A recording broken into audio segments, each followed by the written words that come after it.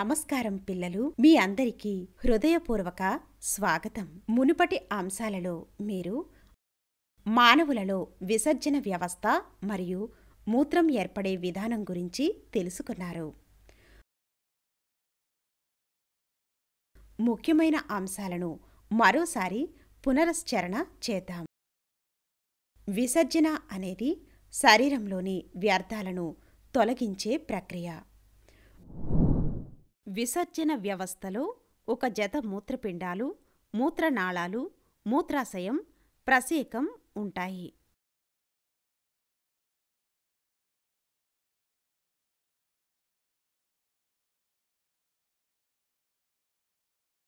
మూత్రపిండాలలో కనిపించే ఫంక్షనల్ యూనిట్లు నెఫ్రాన్లు. మూత్రం ఏర్పడటం అనేది 4 దశలను కలిగి ఉంటుంది. 1. గ్లోమెరులర్ వడపోత.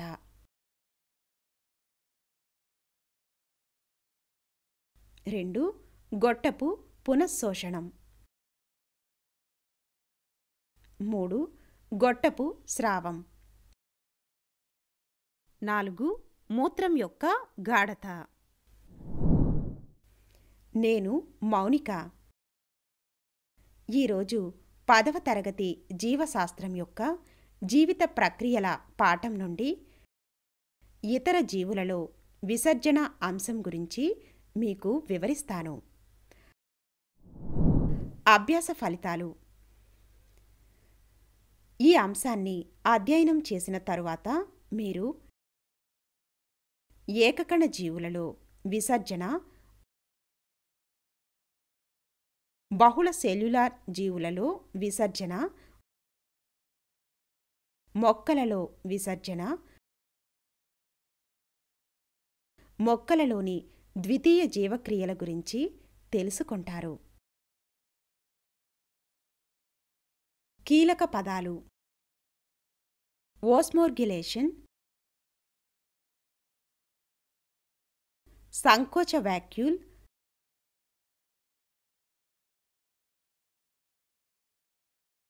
జ్వాల కణాలు, రాఫిడ్స్, ద్వితీయ జీవక్రియలు, ఆల్కలాయిడ్స్, లాటిన్లు,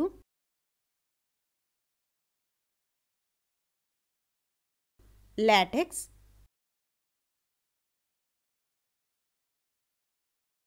రెఫిన్లు,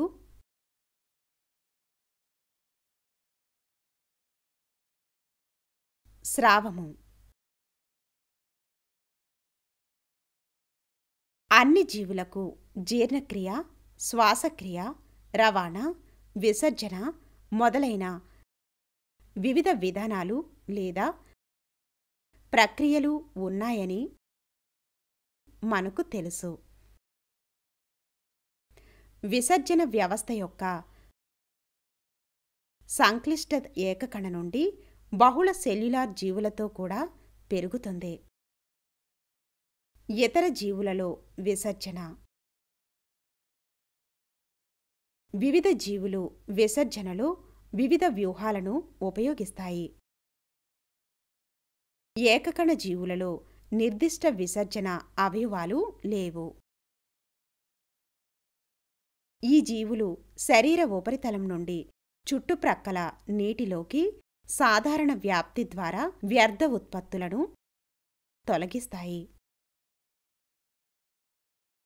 అమీబా మరియు పారామీషియం వంటి మంచినీటి జీవులు కాంట్రాక్టైల్ వాక్సీల్స్ అనే పిలవబడే ఓస్మోర్గ్యులేటరీ ఆర్గానిల్స్ను కలిగి ఉంటాయి.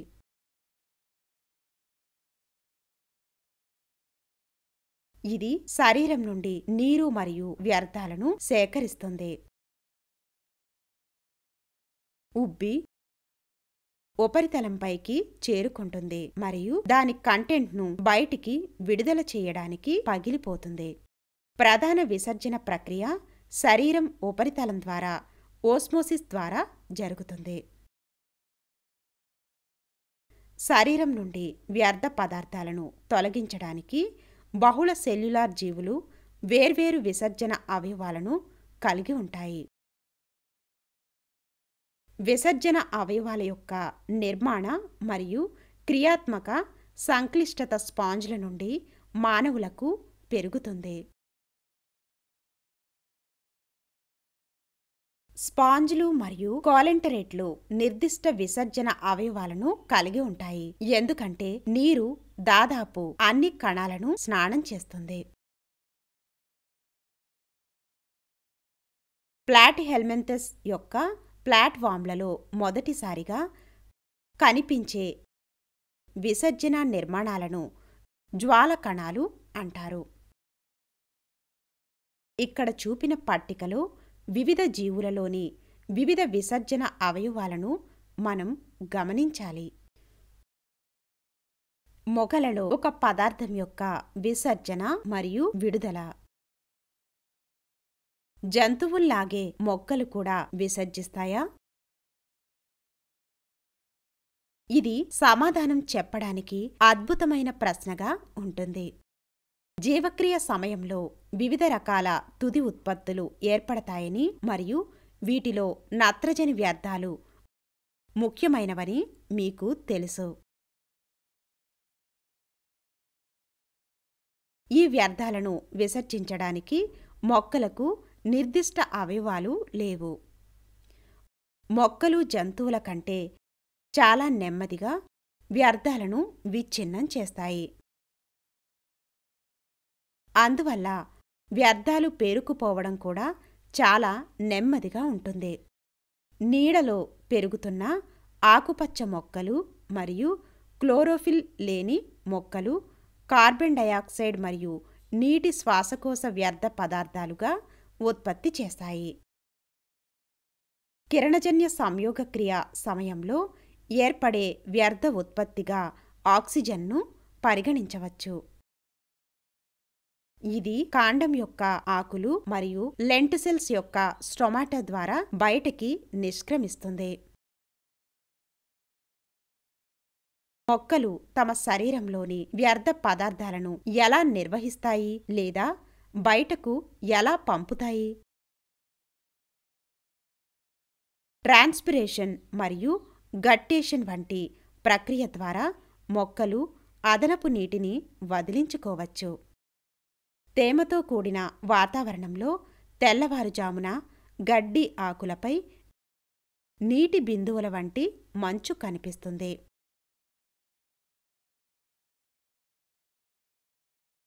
మొక్కలలో ఉండే అదనపు నీరు రూట్ ఒత్తిడి కారణంగా ద్రవరూపంలో బయటకు వస్తుంది. ఈ దృగ్విషయాన్ని గుట్టేషన్ అని పిలుస్తారు మరియు ఇది హైడాథోడ్స్ అని పిలువబడే ప్రత్యేక కణాల ద్వారా జరుగుతుంది. మొక్కల వ్యర్థ ఉత్పత్తులను ఆకులు, బెరడు మరియు పండ్లలో నిల్వ చేయవచ్చు. చనిపోయిన ఆకులు, బెరడు మరియు పండిన పండ్లు వ్యర్థ పదార్థాలను వదిలించుకోవడానికి చెట్టు నుండి రాలిపోతాయి. పండ్లలో వ్యర్థాలు రాఫిడ్స్ అనే ఘన శరీరాల రూపంలో నిల్వ చేయబడతాయి. అయినప్పటికీ అనేక సమ్మేళనాలు తమ స్వంత ఉపయోగం కోసం లేదా రక్షణ కోసం మొక్కలచే సంశ్లేషణ చేయబడతాయి. అనేక మొక్కలు రసాయనాలను సంశ్లేషణ చేస్తాయి మరియు శాకాహారుల నుండి రక్షణ కోసం వాటిని వేర్లు, ఆకులు, గింజలు మొదలైన వాటిలో నిల్వ చేస్తాయి. చాలా రసాయనాలు రుచికి అసహ్యకరమైనవి. అందువల్ల శాకాహారులు సాధారణంగా అటువంటి మొక్కలను తినడానికి ఇష్టపడరు. కొన్ని రసాయనాలు విషపూరితమైనవి మరియు వాటిని తినే జంతువును కూడా చంపవచ్చు. కొన్ని మొక్కలు గాయపడినప్పుడు రసాయనాలను స్రవిస్తాయి. ఈ రసాయనాలు గాయాన్ని మూసివేస్తాయి, మొక్క గాయం నుండి కోలుకోవడానికి సహాయపడతాయి. కొన్ని మొక్కలు ఇతర జీవులకు ఆకర్షకాలను విడుదల చేస్తాయి. ఇవి మొక్కలకు పరాగ సంపర్కం, విత్తనాల వ్యాప్తి లేదా వాటి పోషణలో కూడా సహాయపడతాయి. ఉదాహరణకు రూట్ నోడ్యూల్స్ కలిగిన లెగ్యుమినోస్ మొక్కలు రైజోబియా బ్యాక్టీరియాను మూల పరిసరాలలోకి ఆకర్షించడానికి రసాయనాలను స్రవిస్తాయి.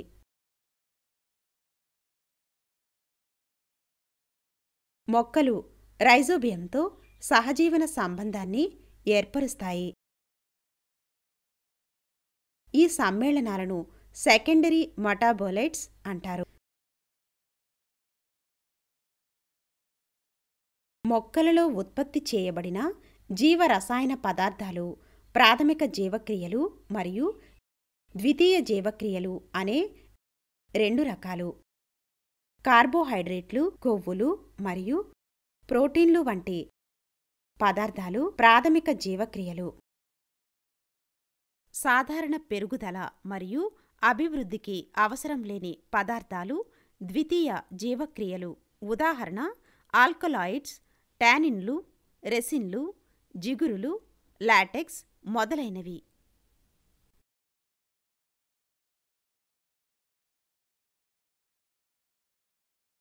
మొక్కలు తమ సొంత ఉపయోగం కోసం రసాయనాలను ఉత్పత్తి చేస్తాయి.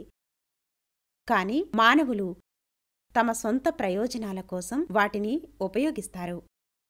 అవి సాధారణంగా రంగు మరియు సువాసనతో ఉంటాయి.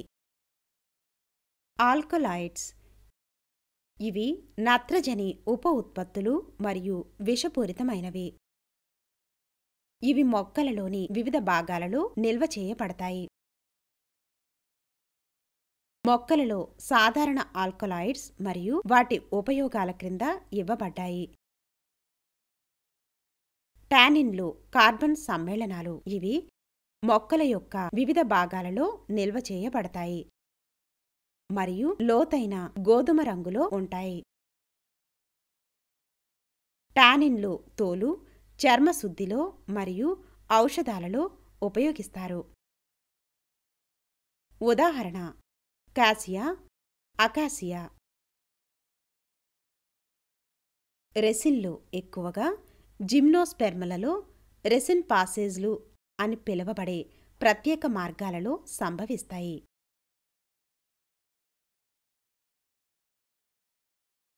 వీటిని వార్నిష్లలో ఉపయోగిస్తారు. ఉదాహరణ పైనస్.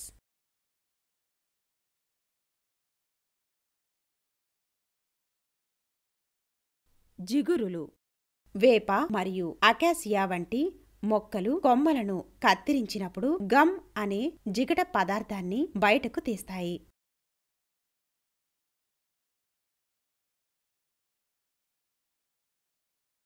నీటిని పీల్చుకోవడం ద్వారా గమ్ ఉబ్బుతుంది మరియు మొక్క యొక్క దెబ్బతిన్న భాగాలను నయం చేయడంలో సహాయపడుతుంది.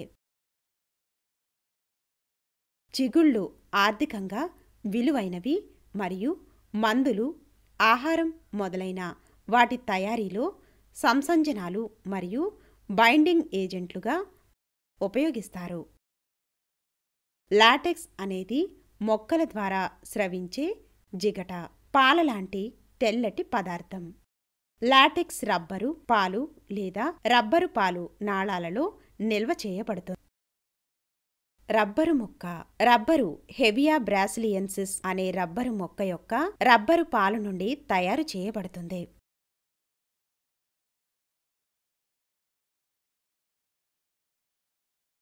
జట్రోఫా నుండి వచ్చే లాటెక్స్ బయోడీజిల్కు మూలం. చూయింగం అనేది 5000 సంవత్సరాల క్రితం నాటి నమలడానికి ఒక రకమైన గమ్. ఆధునిక చూయింగం మొదట చికిల్, సపోటా మొక్క నుండి సహజ రబ్బరు పాలతో తయారు చేయబడింది.